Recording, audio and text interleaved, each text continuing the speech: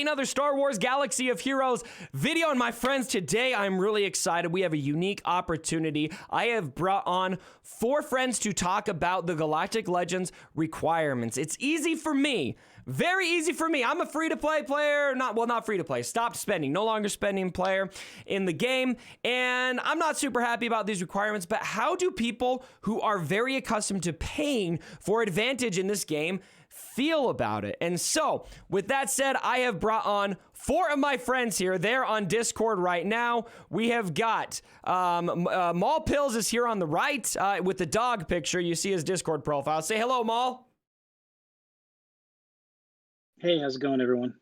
Awesome. And Maul, you guys may know Maul. His account has been making its rounds for almost every Galaxy of Heroes streamer now, it seems, for Grand Arena. Then we also got SD Joe in the chat. SD Joe he's rocking the T101. Arnold will be proud. What's going on, SD Joe?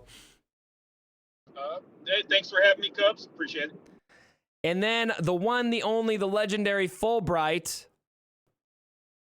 What's up, Fulbright? Oh, what's going on, Cubs? Happy to be here. Happy to give you my input, man. You need to describe your profile picture to us. Well, that's Miss Heather Swanson from South Park, man. It's the epitome of everything that I stand for right there, man. Love it.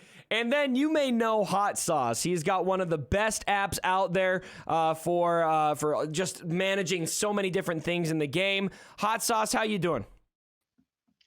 Doing good. Thanks, Cubs. Okay, awesome to have you guys.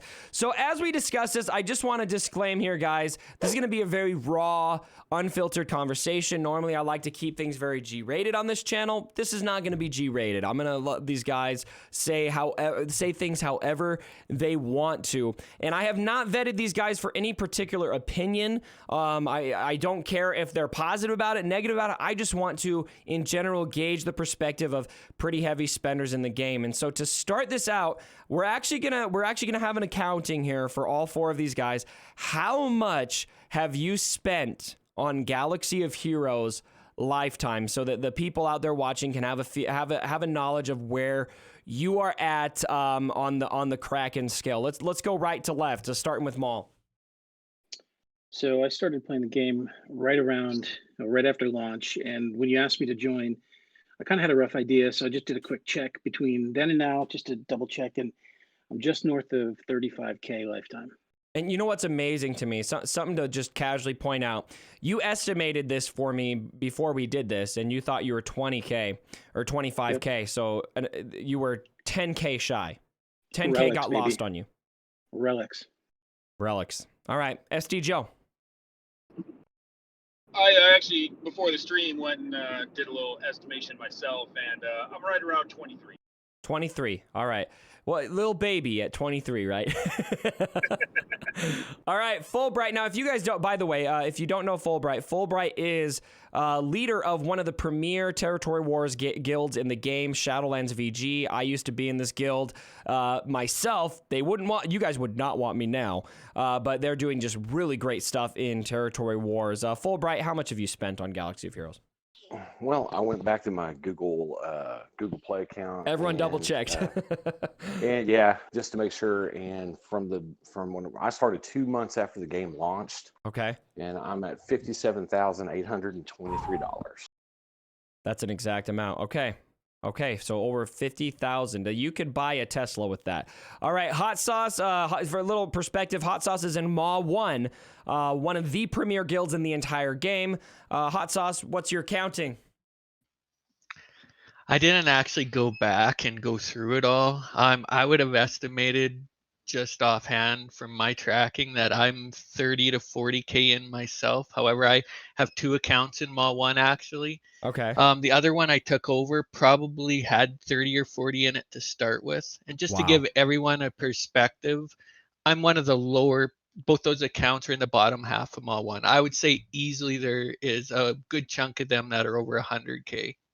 Yeah, and that's kind of where this scales, is it will scale up to 100K. Okay, so first of all, I just want to thank you guys to come on a video and be that frank about where you're at spending wise. I think takes a lot of courage, and so thank you for being willing to do that. Now, the rest of the questions I'm going to say kind of open. open-ended. Will you guys be getting one or both Galactic Legends or none? I will be getting one Galactic Legend. Okay. Which one? I'll be getting both.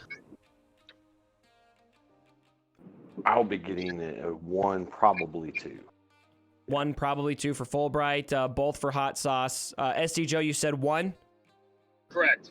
I'm guessing Ray is probably what you're going for?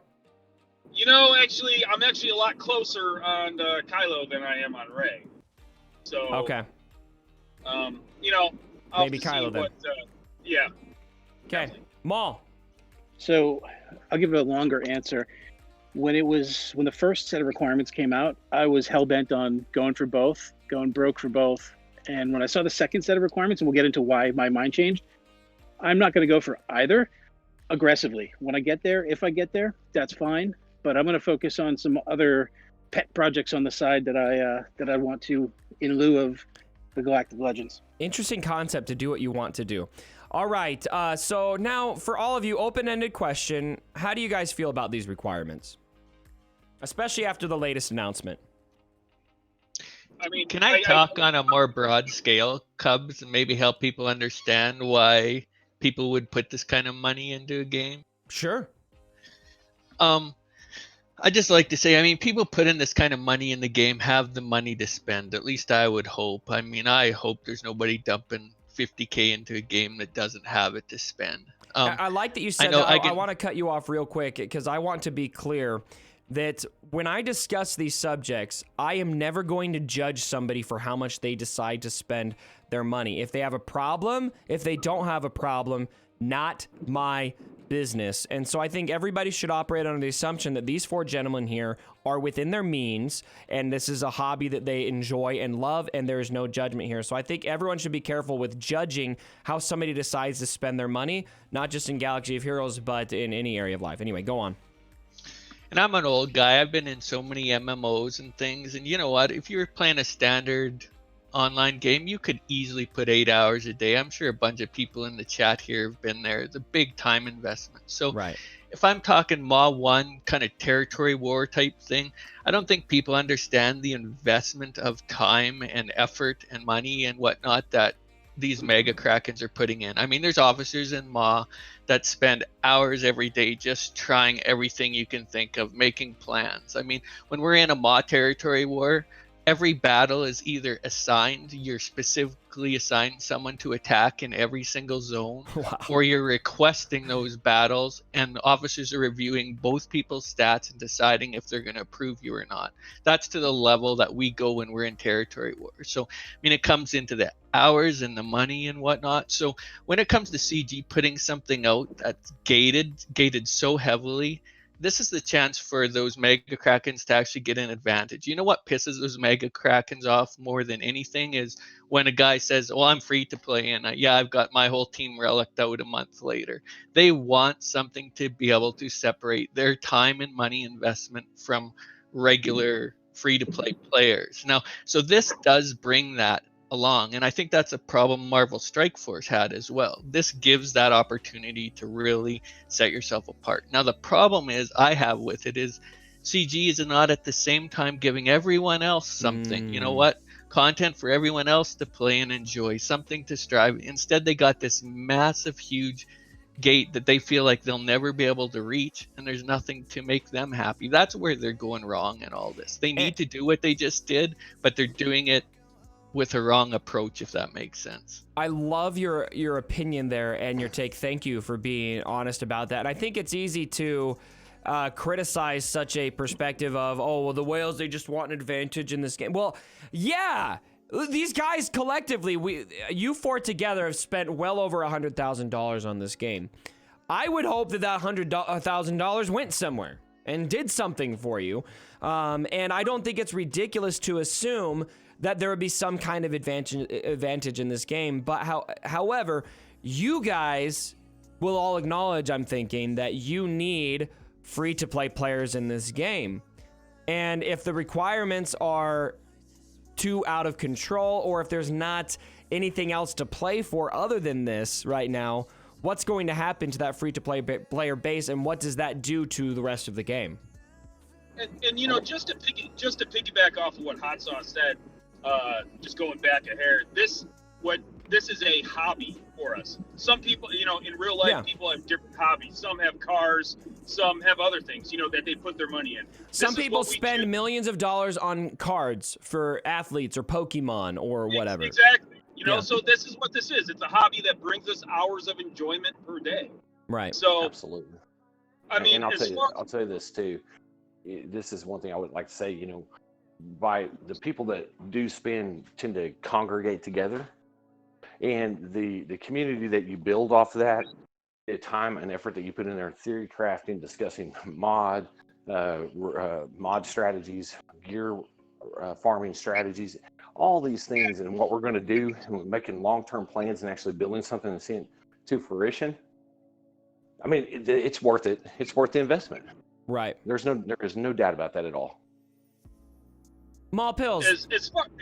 Go ahead. Sorry, you didn't get to finish your thought, SC Joe. You finish. Yeah. I've got a question for Mall. All right. No, I mean, as far as, you know, what the requirements are and how I feel about it and stuff like that, honestly, I don't have an issue with it at all. The way this is end game content. Right. I thought relics were the best thing that ever happened to this game because it took teams that weren't usable and made them usable. And that to me was the biggest positive of Relics. While I wasn't happy about I think the biggest issue with Relics for me was the timing of Relics, because it came on the heels of Gear 13 so directly. But how many teams got used because of Relics? I agree. I think that part of it was very positive. Yes, I mean, I personally feel is the best thing that happened to this game was the Relics because of the fact that it made unusable teams usable.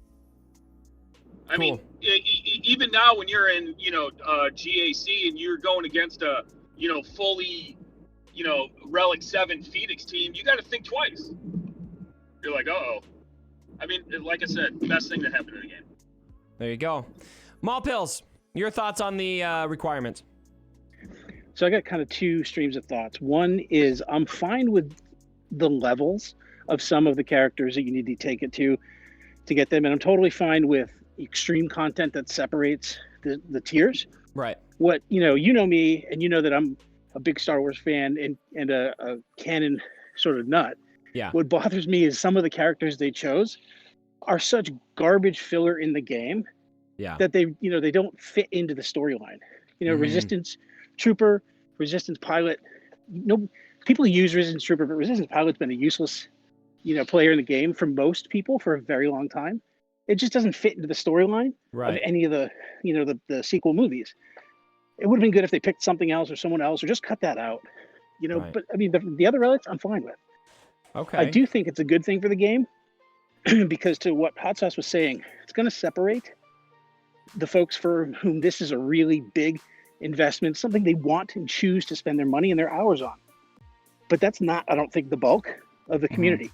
Right. So if it lets those players have an advantage and play at a scale where they're comfortable and they're competing and they're enjoying how they play the game. Right. And it then sort of takes some of those folks out of the GACs, out of the shards for other folks so they can be a bit more competitive.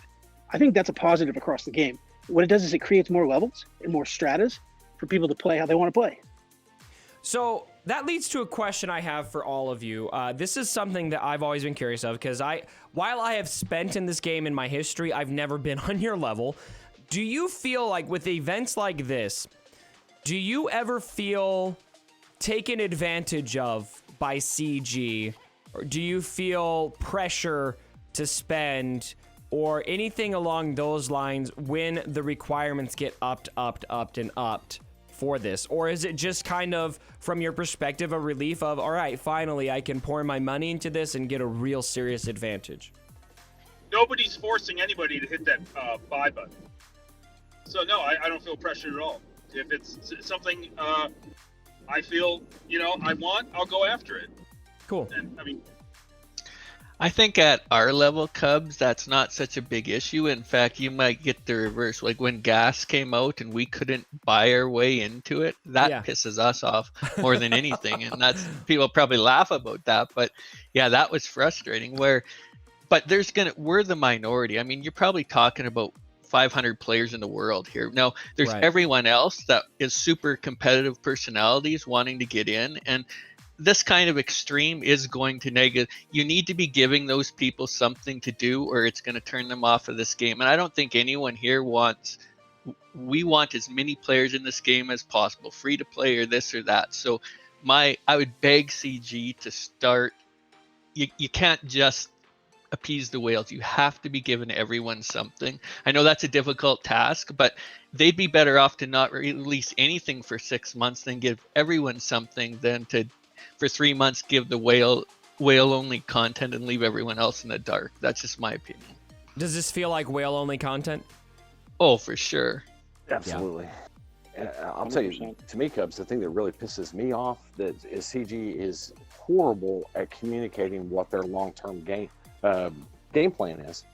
They really are, because if I was a free-to-play player, I'd be severely discouraged right now, because the first thing going through my mind is, okay, I'm not going to get that Galactic legendary character.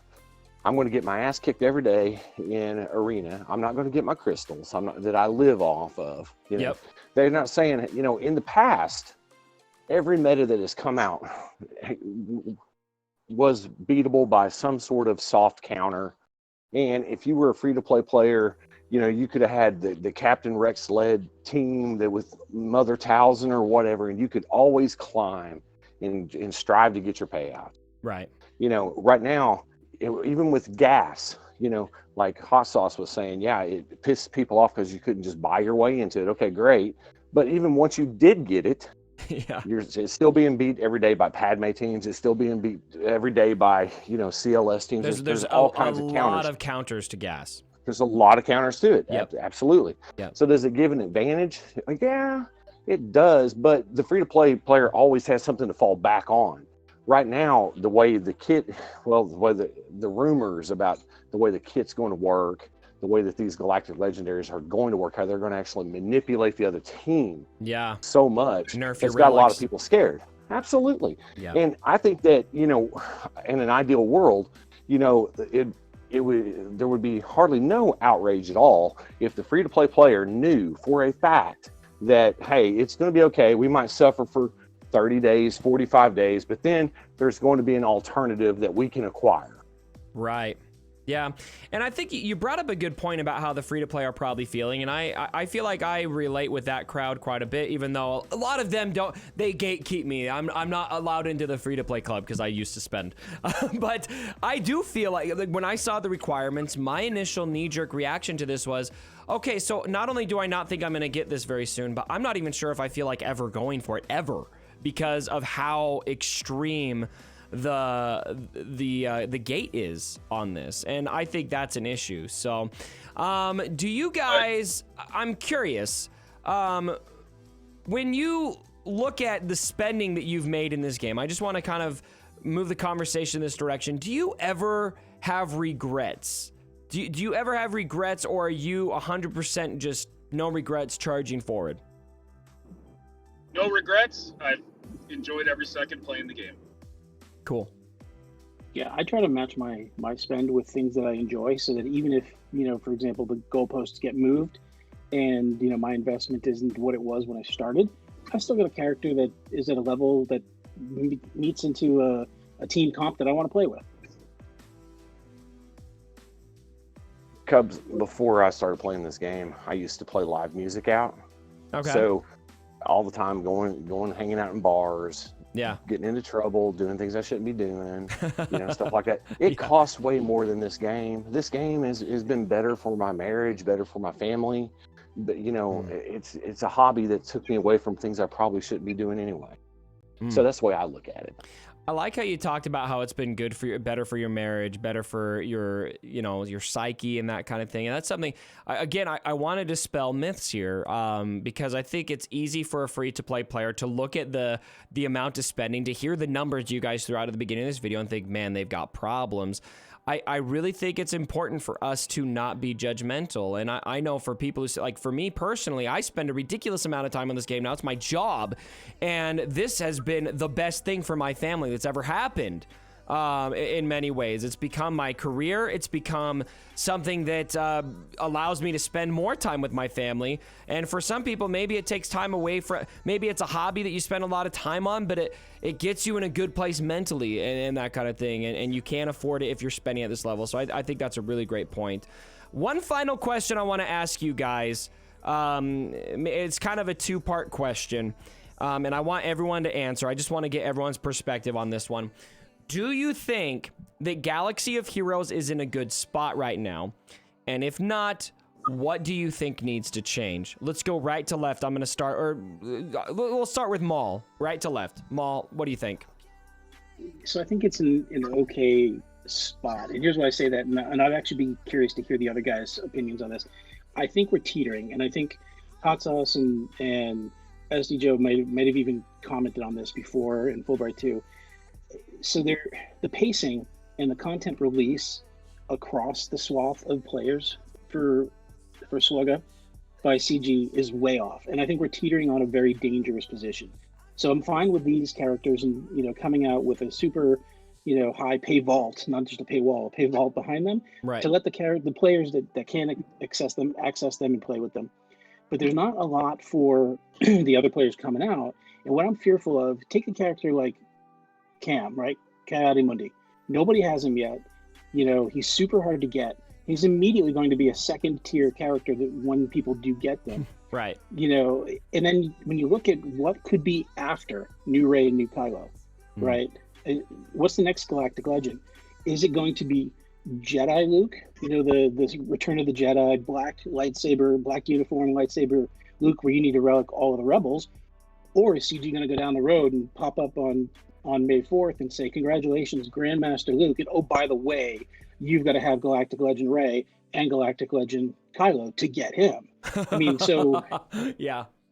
Right, I mean, so this could snowball downhill really fast if they don't do something to give something, other game modes, other characters, other content to the 90% of the playing audience in the game. So I think it's potentially... they've corrected to a potentially good situation, but they've got to give more to everybody else, or that's where I think this is going to fall off the cliff. Excellent perspective. SC Joe. I 100% agree with that. And you can kind of relate in a way how the state of the game is compared to how the state of Star Wars is itself. I mean, the Star Wars community itself has so much, new stuff coming with the Cassian, the Obi-Wan Kenobi, obviously the Mandalorian Rebels. was a huge hit. Rebels has a new season announced, or rumored or announced, and then Clone Wars this month. Exactly. Clone Wars. Exactly. You put the Mandalorian in this game, and this game will have the best month ever. Why are we not putting the Mandalorian in this game? And it's only a matter of time. It's only a matter of time before it comes in the game. Right. And so I really think the state of the game is pretty good, because especially with the hyperdrive bundle, which I thought was also a great idea. And I'm not some CG apologist by any means. I'll get to where they messed up. You guys all might get called that in the comments, and I apologize. Just don't read the comments. Don't ever read the comments. but the state of Star Wars itself was, kind of saved by the Mandalorian, and totally. I mean, it was a fantastic show, and it's only gonna, as soon as it gets in this game, it's just gonna be fantastic. Where CG screwed up on this whole Galactic Legends thing, and I was kind of surprised it wasn't brought up already, was when they first initially came out with the requirements and said not all characters will need to be required relics. And then they came out yesterday and said... And changed it. And changed it. That's BS. That's where they messed up. You can't do that. Yep, I'm surprised we haven't mentioned that either. That to me is a pretty big issue, and there's really they just said after doing an internal review, no real explanation beyond that. They just decided, never mind. I think that's an issue. You know what? It's you should have never said anything at the beginning anyway. You know, you should have never. That's where they messed up. But otherwise, I think the state of the game's okay, because I also think they had, with the movie and the hyperdrive bundle, they have a lot of new players in this game right now. Right. So I think and we're kind of losing SD Joe there. I think he might be driving, but I think that the point is that there's a lot of new players. I think kind of a theme, if I could circle back Can you hear me okay a now? mood. Yeah, you're coming back. I think kind of a big theme of what SD Joe is getting at here is the game has a lot of good, solid potential right now. They're losing people right now. I think there's a lot of angst about this Galactic Legends thing. I know I've kind of ran my mouth about it. I'm not super happy about these requirements. It's got me very discouraged right now. But with everything going on in the Star Wars community in general, and with all of the new people in the game, there's a lot of potential here that Capital Games should capitalize on, in my humble opinion. So thanks for your perspective, SD Joe. Fulbright, we'll circle to you now. The question again was, do you feel like Galaxy Heroes is in a good spot, and what do you think is the biggest thing that should change? Well, it's kind of hard to say whether the game's in a good spot or not, because, like, for example, I always base it on how, like, our guild recruiting goes, how much interest we're getting when we put out ads and stuff, to see kind of like what kind of quality of players actually out there trying to find a bigger, better place to play. Right. And there's a lot of younger accounts, newer accounts, I guess, what do we want to say, a year and a half old, 2 years old, something like that, floating around, and they can get a lot of this new content. You can be a baby Kraken or whatever you want to call them and get this new content. Right. But what they cannot get easily, and what is going to discourage a lot of these newer players, in my opinion, is mod depth. Ooh. You cannot get mods quickly. I'm feeling that on my hyperdrive bundle account. Yeah, you can spend and spend and spend, and you're still subject to RNG on that all day long. All day long. Well, eventually, they're going to give up. Yeah. Whenever you're sitting there going, okay, well, I want to try to get to the upper echelons of this game. I want to play in the top 50, in the top 100 guilds or whatever. Man, if you can't suddenly acquire, 250 plus 15 speed secondaries or whatever, you're never going to get in. Right.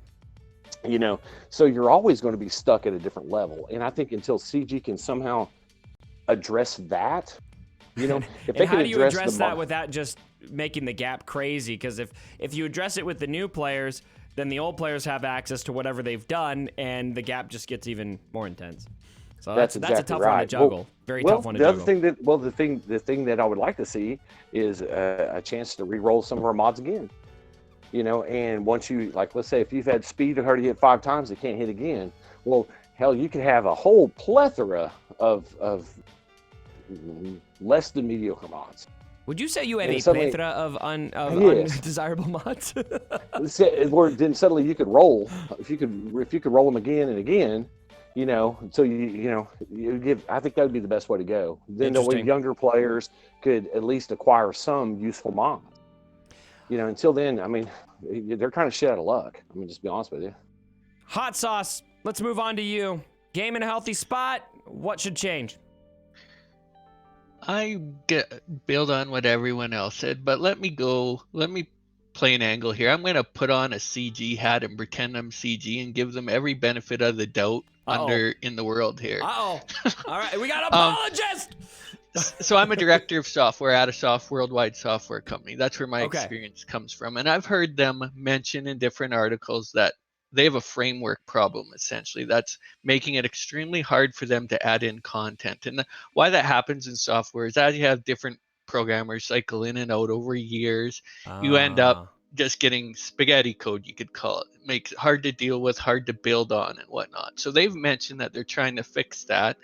And if that's the case, what we could be right now is sitting in kind of a lull where yeah, they can produce new characters fairly easily. They're kind of buying them time because they can't really produce new raids and really new stuff while they're doing a framework overhaul. So I don't know this to any extent, but if I'm putting myself in their shoes, that's where we could be. And I hope that's where we are.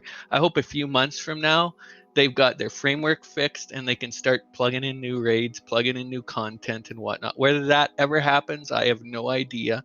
But if that's the case, if that's kind of what we're in right now, that could be a really good sign for the game long term, that they are taking that and investing into fixing that. Now, the flip side to that is if they're not, they could literally be just trying to milk us till this thing dies. So it's hard to know kind of which path they're on. I would hope and why I say this, because they've alluded to it in many of their dev Q&As, that they're trying to fix the framework to allow stuff to plug in better. So that's my hope.